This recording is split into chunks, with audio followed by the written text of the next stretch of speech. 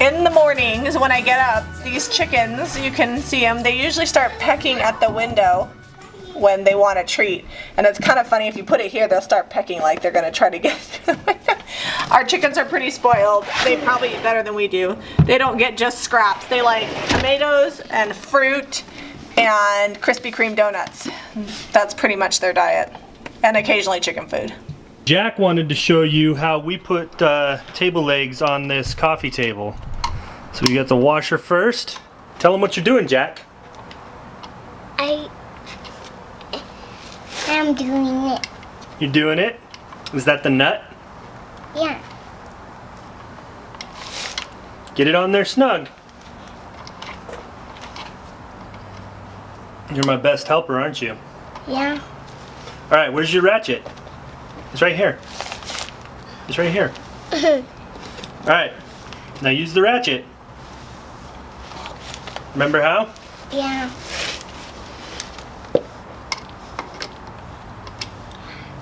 Oh, you got some sawdust on your hand. I have to wipe it off. Okay.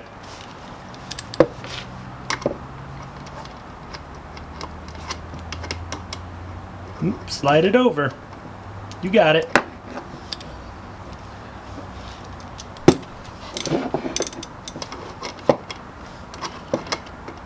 You need a little help? Yeah. Here, I'll help you. Okay, so you slide it over like this, and then here, I'll hold this and you spin it, okay? You spin it. Push hard. You gotta get it tight.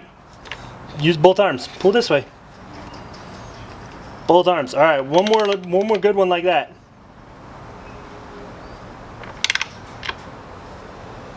Okay, I think that's tight. I mean, that's snug. High five. And pound it. Good job. Zeb is starting to unpack this. Can you see me? Hello. Zeb's starting to unpack the garage because in that pile of stuff there's a Hutch top that we're going to put on a dresser. Hopefully it fits. I'll feel real bad if Zeb gets it unloaded and it doesn't fit too well. I'm going in. I wish you luck. Hey, put those corbels inside. I gotta paint those. Let's put them in the house and then I'll do it. Fun corbel design I made for a customer. Custom design here.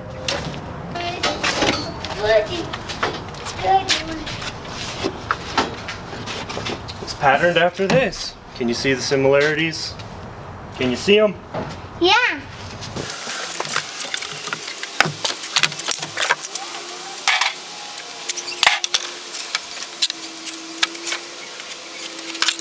I decided it would be faster to go at it from this angle because this is the Hutch top I need. See what the lathe does to my whole garage? You like this, it just kicks that dust up. That's why I wear the mask, because it just gets this fine powdery dust all over everything in here. It needs its own little shop in a bad way. Exclusive lathe shop.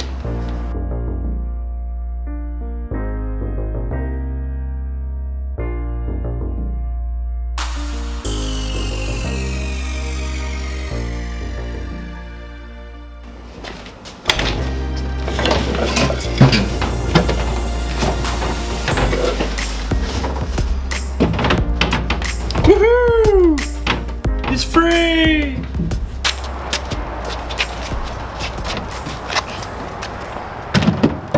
Is that gonna fit? Pull it more this way. I think it fits really well right in between those lines that are already on there.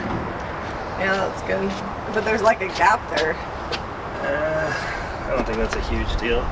Once you get it white and it's not sitting up against, like, it'll be up against a wall, you won't notice it. Alright. Look at these cobwebs, those are special. Those are.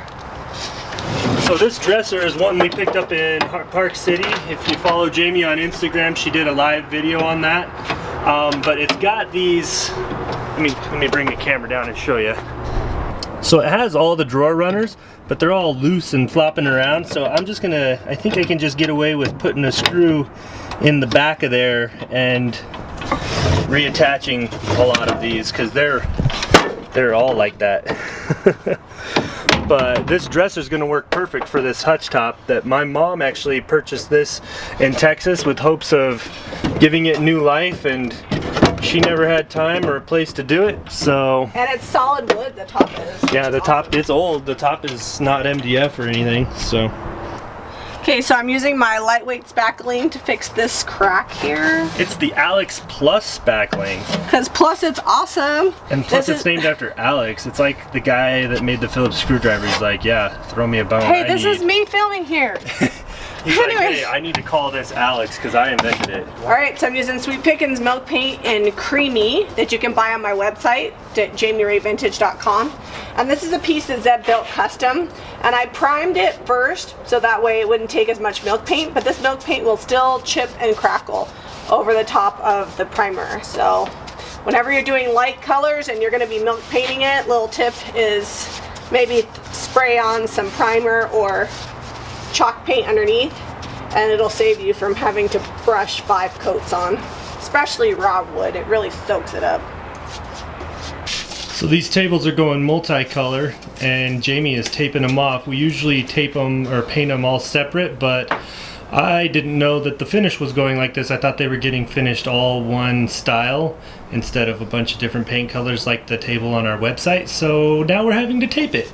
Alright guys, so what we're going to do is we're going to leave the wood on the inside without painting it, and sometimes we paint the whole thing, but we've had a lot of people lately that have ironstone dishes, the white ones. They're really popular, and if you put white on white it doesn't really pop, so we're going to paint the whole outside white and then give it a heavy distress and leave the natural wood inside, so if they have lighter dishes that are more of the farmhouse style, it'll look really great together. Got the Harbor Freight HVLP spray gun, the 20-ounce hopper on it. Just gonna open it up here and show you guys how to set it up. I forgot to get the fitting that fits my air compressor on the coupler, so I had to steal one. This one's all crusty and old. I had to steal it from the old spray gun that had probably sprayed over 100 gallons of paint. And they reach a point at some point where we just stop washing the outside really and just make sure the inside's clean so the paint colors don't blend. So got the hopper, comes with this little brush to clean it out. Instructions, these are actually pretty good. They'll tell you how to clean it, use it, maintain it. And then this is the actual gun. It'll already have a filter. They typically put it in upside down. You gotta flip it over, the little ball stopper goes down in, and then the hopper goes on top. And we have all of this in our like a complete breakdown of the gun in our how to spray paint videos. Alright, so I need to get some tape. This is just Teflon tape on this side, on the gun side. And I'm not going to worry about it getting wadded up because it's just to stop my little air leaks. Alright, tape's on there. Okay. And if you're going for the first time to get these and you don't already have old guns lying around at home, you could pick these up at Harbor Freight. I think they're like $1.50, $2, something like that, to connect it to your air compressor, because you're gonna have to have that. But anyway, just wanted to show you real quick, because I don't think I've ever covered how to set your gun up so that you can actually spray air through it. So I'm getting ready to prime this white. Jami already talked to you a little bit about it. There are so many staples in the back of this wood strip that holds this glass in. I have broken a lot of glass trying to get those out. So we're to the point now where we just leave it in and then we clean the glass later. I'm not even going to bother taping it off because usually I have to clean it some with a razor blade anyway. And we'll show you the products we use to do that when we're cleaning it, and just how to get that done so that it's pretty easy. It's less work and I don't break any glass.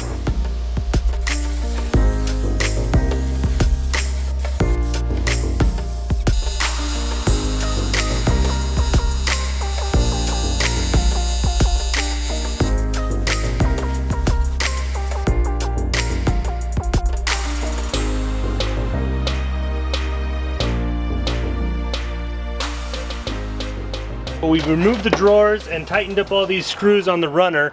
but I've got a couple of spots where the drawers were that I just need to touch up. I knew that was going to happen, but it's easier to spray the drawer fronts without knocking them over all over the place when they're all inside. So now I'll just take the spray gun and we'll touch that up.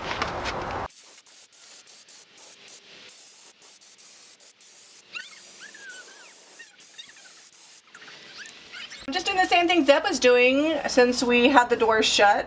We are just touching up the edges. We'll distress along the edges anyways, but it just kind of gets rid of that line, showing where the spray ended. And then just go through the back, touch that up. You could also take your doors off, that's totally fine. I just find we break them less if we just leave them on the piece. So we're just gonna take and tape off this single panel here. And then I'm gonna use chalkboard paint and make a big giant chalkboard out of this. So somebody could put a menu on it or a chore list or something fun.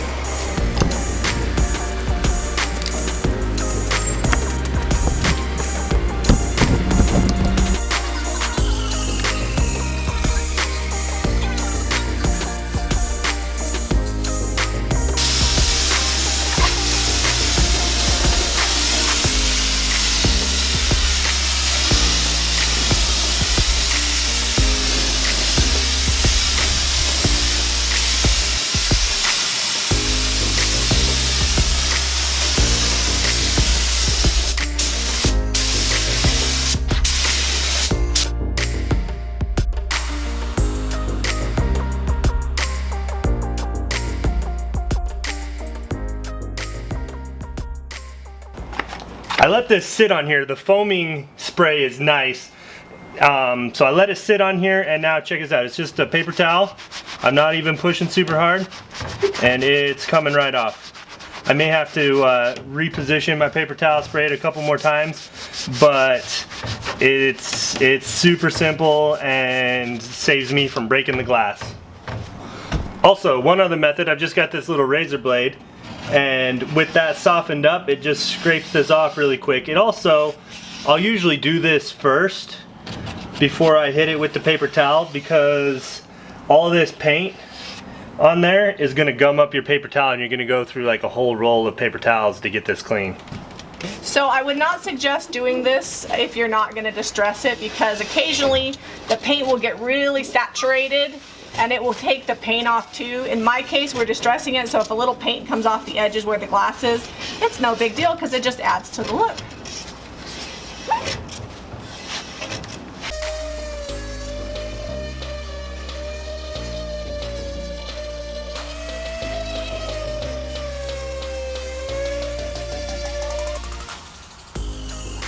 Poke it in there. Other side. Other side. Okay, start it. Start the screw.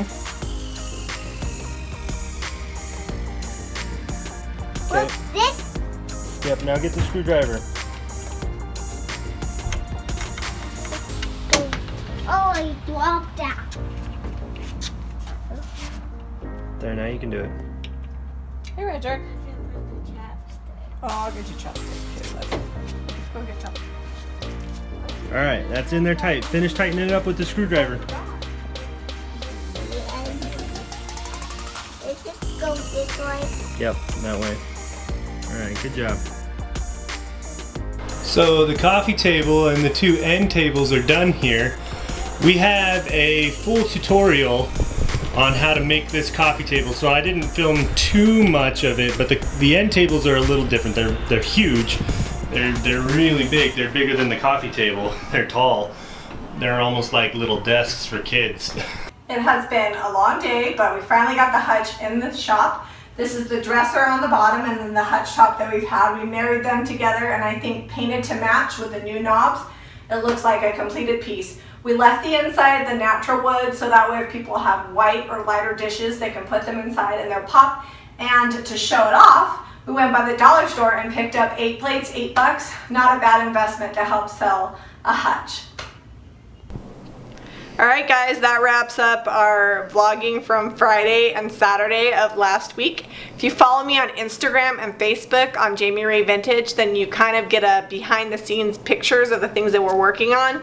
But I really like the vlogging style because it shows you kind of the thought process that happens while we're working on pieces, pulling them together. Hopefully it inspires you to try your own projects. Sometimes it's kind of hit or miss. Of course, there's cute Jack. He's home all day long with us while the other kids are at school, so we entertain him with, you know, like tightening nuts and bolts, and he's always putting on hardware and stuff, and he absolutely loves working with us.